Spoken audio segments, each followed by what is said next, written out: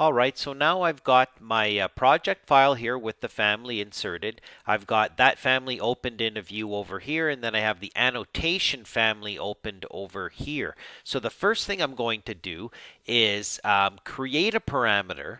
We'll do this in a couple of steps. So we'll run it through once, and we'll see that works, and then we'll just kind of repeat it with the second label. So what we're going to do is our first challenge is to have it so that when the above millwork parameter is turned on, then this label gets turned off. That's it. That simple. Okay, that's all we want to accomplish in this first half of our little lesson. So we say, okay, let's do it. So we can create a new parameter. So we can create parameters. We usually create our parameters by going up in here, and it's probably the best place because everything's in there. But you can actually pick on here if you want, and then if you want to apply it to a certain property here, you can actually go to here, and the parameter doesn't exist. So we're going to go in here and say add a parameter. So you can kind of go in the back door this way and say the parameter of this is going to be called not above millwork. That's the name of the parameter. It's going to be an instance parameter. It's going to be a yes, no, because I picked this and it knows that this can only take yes, no parameters, and I'm going to group it under general. So no different, but I'm just taking the back door in, hit OK. Not above millwork, hit OK. So what I've done there is taken this label and made its visibility the parameter not above millwork. Good. So inevitably, I still have to go into here to edit that. So I'm going to go in the front door here, and then I'm going to grab that not above millwork, and I'm going to make it a formula.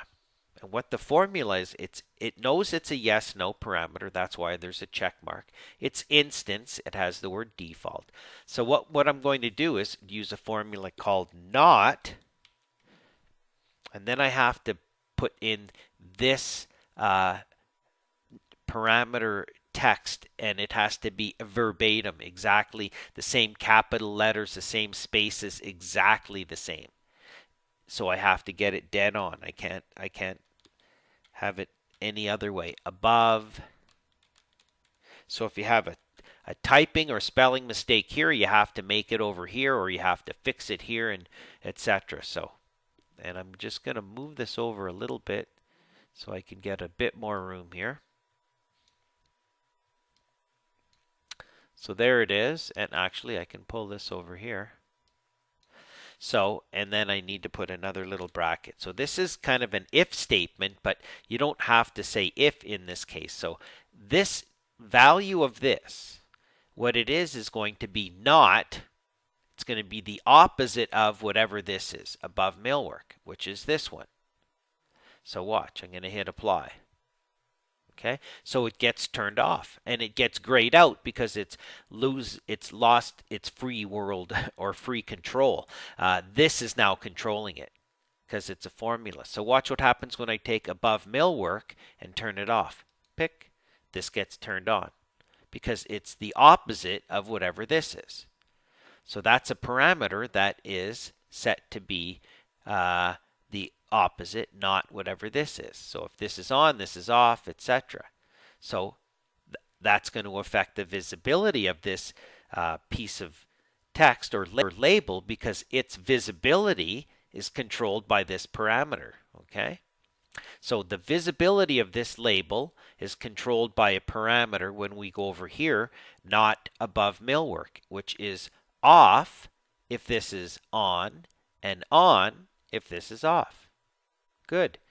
So we can leave this any way we want. We hit apply, click out. Remember, I'm clicking in here. It's not going to turn off at this level. So let's just check that in here again. Go back into here. Yes, that's right. Because I noticed that I zoomed when I came out. It put me into this window over here. So that's good. hit OK. So I could have created the parameter by going straight into here, but what I did was I picked on the label and I said your visibility is controlled by the parameter. Oh, and then I went in and said add parameter, and then I made the parameter inside of there. But then I had to make the formula. Okay, so then I had to hit OK, go into here, take that same parameter I made and add this formula inside of here, hit OK. So when the dot is on, the A is off, etc. Now let's just see if we can flex this right inside of here. I'm going to take this and I'm going to say above millwork is on, so that label should be off, but it stays on. And if I do this and hit apply, it doesn't seem to really change it at this level. Okay, let's take that. Let's load it into our project, but again, we're only loading it into a family. Click OK, overwrite the version.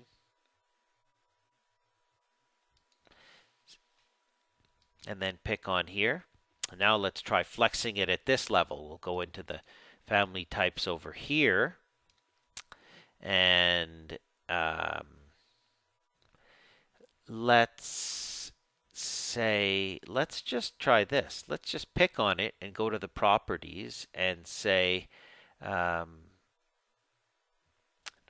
millwork. Yeah, I think we should go in through here. So we'll click on here and we'll hit waterproofing and hit apply. Good. Waterproofing, turn it off. Okay. Above millwork, turn it on. Good. Above millwork, turn it off. Okay. Can I see the GFI? If I go to a label, let's switch over here to be the GFI, which automatically has the GFI on it. Hit apply. It's on. Now watch what happens if I take the above millwork and turn on that instance property. Boom. See what happens? The above millwork turns on through this switch. The label, even though it still says GFCI, disappears. That's what we want to see. So hit OK, or take that off, hit apply. The GFI comes back on because the above millwork is on. And then we're going to have to create another one. So let's hit OK on this. Let's load that. We should save this, really. We should be saving and then reloading, but you don't actually have to.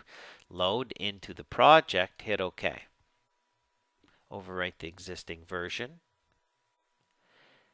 inside of here. Now, watch what happens. If we pick on this guy, which happens to be GFCI, and we say OK, above millwork, watch what happens. Click.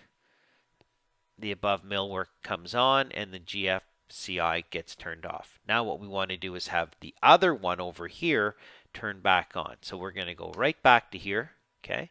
We're going to create a new label, and we can't copy this one. We have to actually create a new label just above, and then we have to work with a little formula